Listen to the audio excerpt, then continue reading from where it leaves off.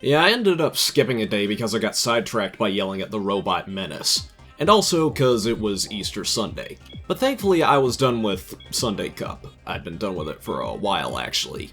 I couldn't make up my mind on what to do, so I decided to try the RX-7 one-make race.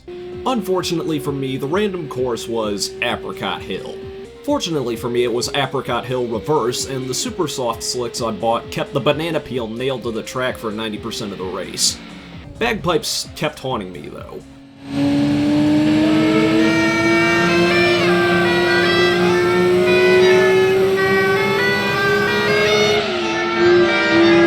Like a chorus of wee bagpipe playing angels. This only left us with a net 8,000 credit loss because of how much the super softs cost. But seriously, screw Apricot Hill. I was left with too many options on what to do next, so I chose to let RNG decide.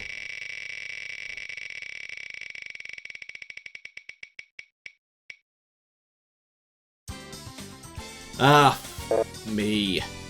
I mean, I did have a car that would fit the bill of being a Grand Tourer, but not for Race 1 at Red Rock. After reading about what can be considered a Grand Touring car, I found the ideal candidate in the TVR I'm just kidding, I'm not doing that again. Cerbera 4.2. Then I realized, damn it, I could have bought a Supra and saved money.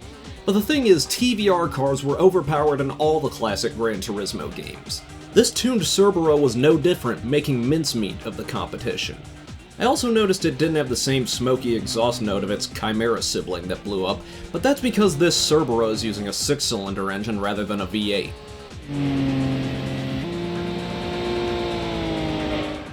$10K for the bank, and we add the Daishin Sylvia. Does this count as yellow? I'd pull the audience to figure it out, but I'm leaning towards no, since it's more orange-gold than yellow. If it isn't yellow, I'll sell it off-screen, but until then, I'll just refrain from using it. The Yellow Devil is now eligible for entry in Race 2 at Grand Valley, and it zips past another yellow Nissan. I guarantee this won't be the last time you see that shade of lightning yellow. 20,000 credits later, we're greeted with the Castrol Mugen NSX and a 250,000 credit bonus. Awesome. With a large sum of cash in hand, I went to Nismo and brought out the Yellow Devil's full potential, with its Pennzoil-inspired racing modification. It was time to unleash the Yellow Devil's power at Midfield Raceway for the finale of Grand Touring Car Trophy. I really love how the racing modification on this Z looks, especially with its black accents, central exhaust, and rear wing. The Super Advans look nice, but I think it might be time to pass them onto another car in the garage and trade these in for some other wheels. The Unicia Jex Skyline floods us with another $250,000 bath, and we buy some 6-spoke wheels to complete its resemblance to the Pennzoil Skyline race car. I honestly might use this as my mid-game race car. I took a break to go eat something and went back to the Wheel of Fate.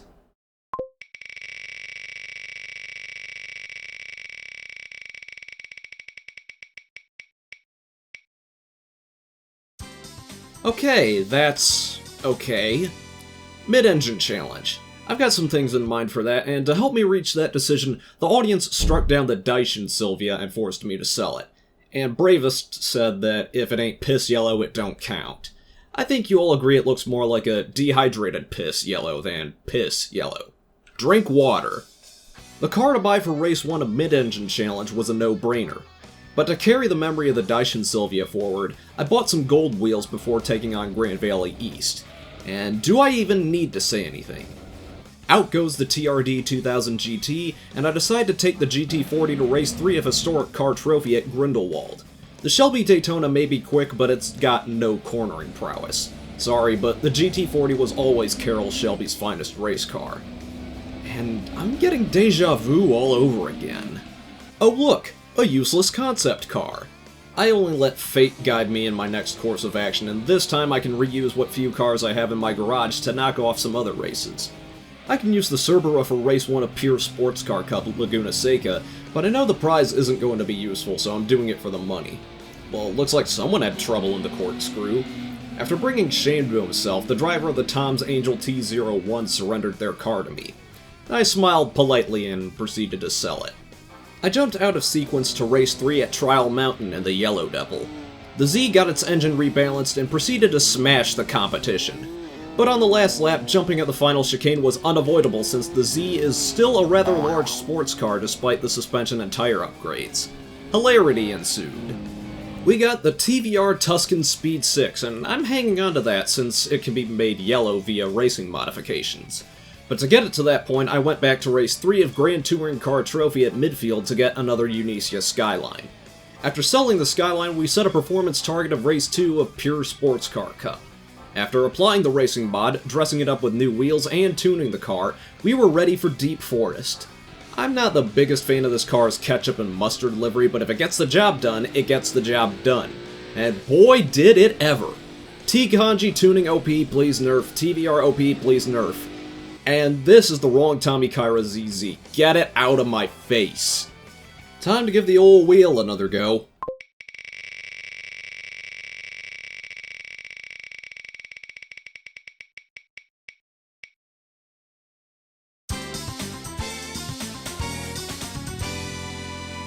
Well, back to East City. Subaru is known for their four-wheel drive prowess, so that's the route I'm going to go. The Legacy Touring Wagon GTB will be our car for Race 1, and then we can use it in the Wagon Cup. Plus, it's cheaper than the other Subaru wagons and WRX sedans. How resourceful. It has a cool racing modification, but I don't think it counts as yellow. After essential tuning, it was time for Race 1 at Seattle Short. The Legacy wagon shoots past its sedan brother and wins. Oh hey, look who it is! After another round of tuning, we go back to the full Seattle circuit for Race 2. I gotta say, after all that tuning, the Legacy wagon is surprisingly nimble around the corners. It doesn't have the best acceleration off the line, but that means it can build up a good top speed. And is that my former Audi S4? GT guy stole it! Whatever, he can keep it. He can also keep this gray Nismo 400R, typo and all. And wouldn't you know, my Legacy wagon is up to spec with the Station Wagon Cup. When in Rome, I had this nagging feeling that I should be launching the car in second gear since it's fairly slow off the line. But it didn't matter much anyway since the Legacy cruised past all the other wagons. A red Impreza wagon is evicted from the garage before heading off to Super Speedway. Okay, first off, I don't know who told me to launch the car in second. Second off, I don't know why I'm driving manual transmission. Was there like a devil on my shoulder feeding me bad information? Launch in second gear. Ah! The Mugen Accord gets the boot before the last race at Special Stage Route 5. Turn 1 briefly becomes a round of bumper cars before the yellow Legacy makes a clean getaway. I wonder how many bags of money you could fit in the back of a Legacy wagon. I think you can only find out nowadays by stuffing them into a Subaru Outback since they stopped making the Legacy wagon it was based on quite some time ago. The Legacy wagon won the Station Wagon Cup before bowing to the almighty Nissan Stagea 260 RS Nismo. And it only comes in lightning yellow. See, I told you that color would make a comeback. Checking the used car dealers, and bingo! This is our FF Challenge car. At least for the first race. Giving it a tune-up with sticky tires, new suspension, and new exhaust made the Dandelion Yellow FTO break free from its opponents on Tahiti Road. It also had cornering grip for days. The FTO really is an underappreciated sports car that we never got here in the States. Some did get to Europe, but whether or not they got there legally is debatable. I made up for lost time from yesterday, but my brain ran out of gas for the day. FF Challenge wasn't done yet, but I wasn't going to blow my money on the Stage 3 NA upgrade. I needed to think on it.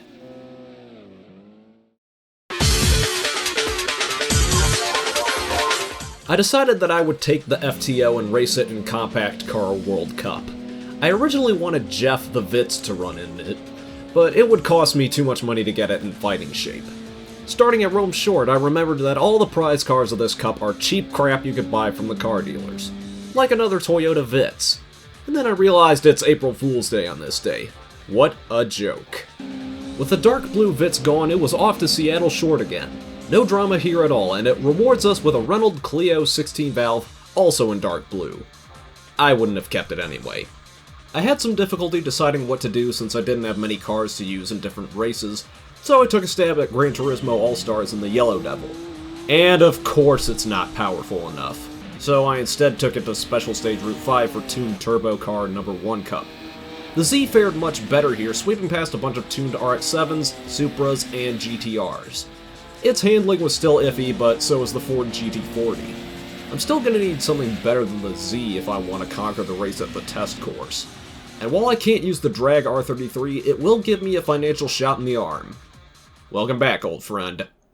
The Venturi Atlantique and I booked it to high-speed ring for the second race of Mid-Engine Challenge. Okay, I could have gone for the Acura NSX, or the Lotus Elise, or the Lotus Esprit, but I've always had a soft spot for the Atlantique. Not the lower spec model, but the 400 GT. It looks like a race car for the streets, and that's probably because it is. Prize car is jack crap, but at least it allows me to throw in an engine balancing and more weight savings. Theoretically, it should allow us to win at Red Rock. The GT40 road car is fast and leagues faster than the other AI opponents in this race, but I think it still has only 305 horsepower because of how the Atlantique overtook it. The Atlantique wins and we get the Ford GT40 race car, but sadly we can't use it. This may have left me without a race car for doing race things, but it left me over 500k to work with. The Roof Turbo R was a bit of a letdown for me last time, probably because it was too heavy, so I could either buy the RE RX-7 and use that for GT300, or I could buy the Vector W8 and tune it. So I left it to a coin toss. RX-7 for heads, Vector W8 for tails. I'm going for the RX-7. The RX-7 is going to do the GT300 Championship first, with a 100,000 credit bonus for winning, and a prize car that's probably going to add on to that total. I forgot the first two championships were rolling starts, it always catches me off guard. While circling around Grand Valley East, I made a mental note to myself to look up downforce tuning to help with my cornering woes. It absolutely made a difference at Laguna Seca, and what I needed to do was extremely simple. Just max out the downforce. It works on basically any track that isn't the test course. Deep Forest made me realize there were two identical racing Nissan Silvias in the grid, 3 if you count the Daishin Silvia since it's basically a reskin. As for the race, it allowed the RX-7 to mostly realize its maximum potential by developing a large gap between first and second. On to midfield. I wanted to highlight how the Cusco Impreza might be cheating. Not to the extent that it can rubber band into the lead, it was a runaway for me. And I also wanted to highlight the twin Zanavi Silvias derailing on the final hairpin. Classic GT2 AI moment. While cruising in the lead, I had a snippet of Dark Matter by Pearl Jam stuck in my head. Pearl Jam must be doing something right if a modern track can get stuck in my head. Final race, and Lord help me, it's Apricot Hill. There will never be a day where I don't cut the track. These corners are stupid since they lull you into thinking they're easy when they suddenly break medium. Did I also mention I don't like apricots? Thankfully, it's the last race, and the RX-7 notches another runaway victory and an overall championship win. Our random prize is the Wedge Sport Celica, which I don't think would count as yellow despite the yellow layer in the middle. I'm gonna say this is not yellow and give it the boot. With a refreshed budget, now I felt no guilt in giving the FTO a maxed out NA upgrade, but it could only chip away at the second race of FF Challenge at midfield. The prize was the Tom's T111 in yellow, so naturally, I kept it. I rushed to finish up that night because there was a storm near and I didn't want to lose all my progress, but thankfully the storm went around and nothing bad happened.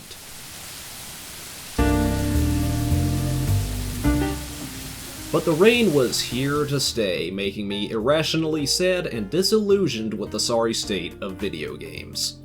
Personal biases aside, I was bored and decided to curb it by starting more GT2 early. I started by picking the RX-7 for the third race of Tuned Turbo Car No. 1 Cup.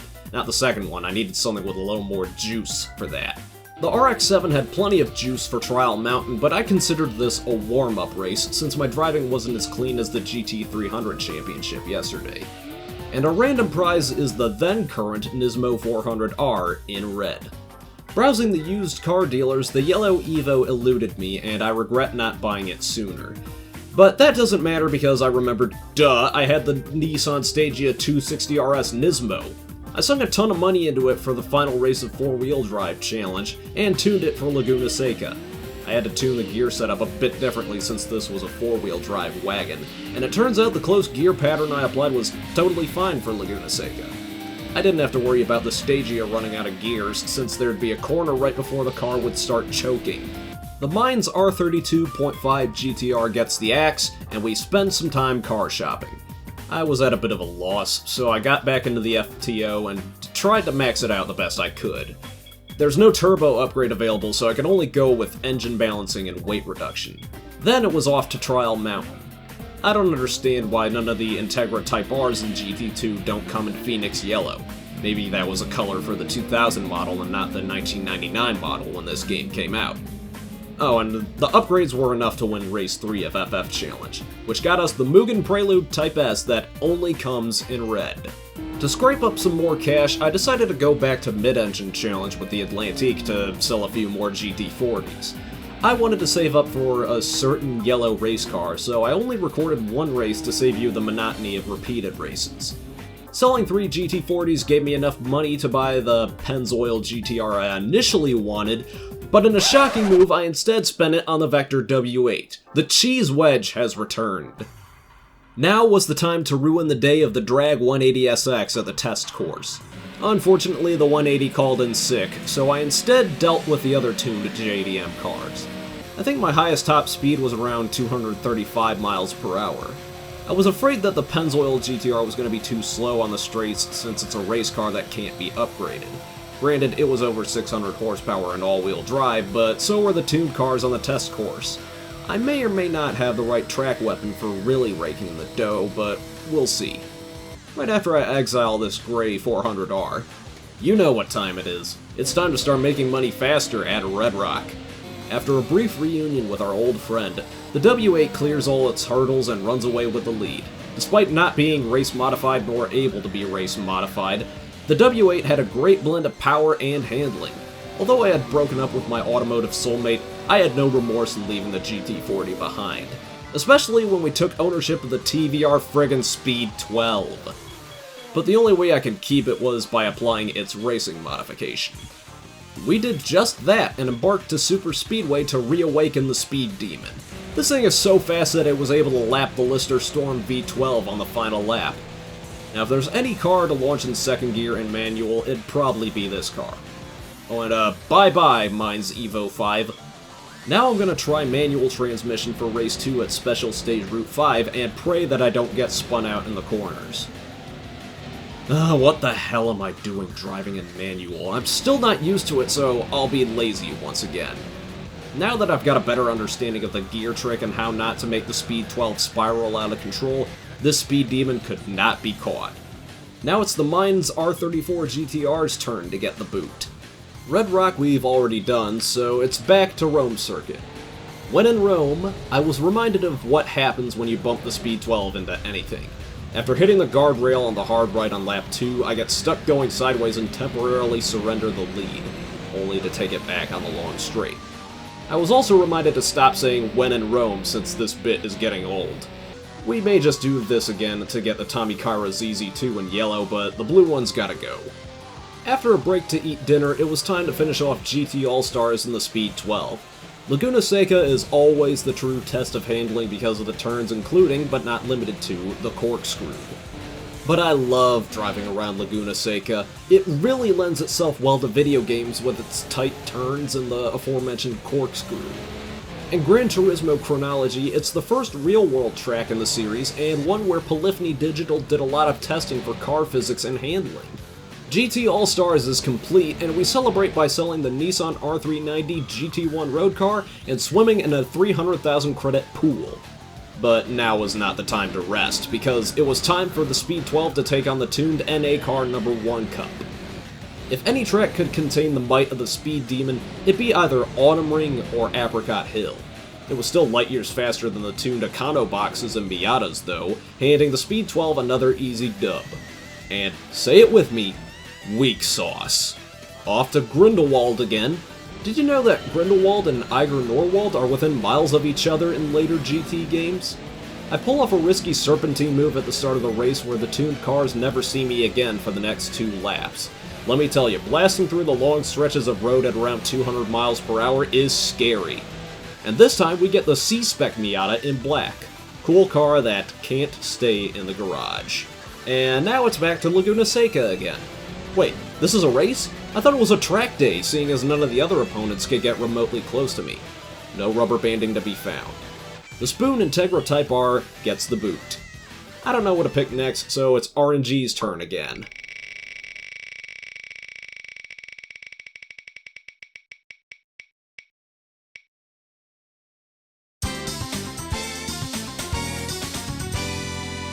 Well, time to find a cheap luxury sedan. Since I already used the Audi S4 in my last run, I went with the Toyota Altezza RS200 since it had more baseline horsepower than its Lexus equivalent. I chose not to make the Altezza belch just yet, but I will get it to that point even if I operate at a loss. I did some wheel shopping and took it to Rome. Can we stop and take a moment to appreciate how good of a car named Toyota Aristo is? Aristo. You might know that as a Lexus GS sedan over here in the States, but it doesn't come in yellow, so that's why I didn't buy it. I bought what's known as the Lexus IS200 here. There is an IS200 in the game, but the Altezza was still the better buy. Anyway, the tail-happy Altezza clears Rome and gets us the Honda Accord Type R. The used car dealers were all out of good yellow cars for now, and I just wasted my money trying to upgrade the car with both an NA and turbo upgrade. Ugh. Feeling flustered and lost, I called it a night and tried to figure out my next course of action. I do see a trip back to Red Rock in our future. Sorry, but this part is over. See you next time.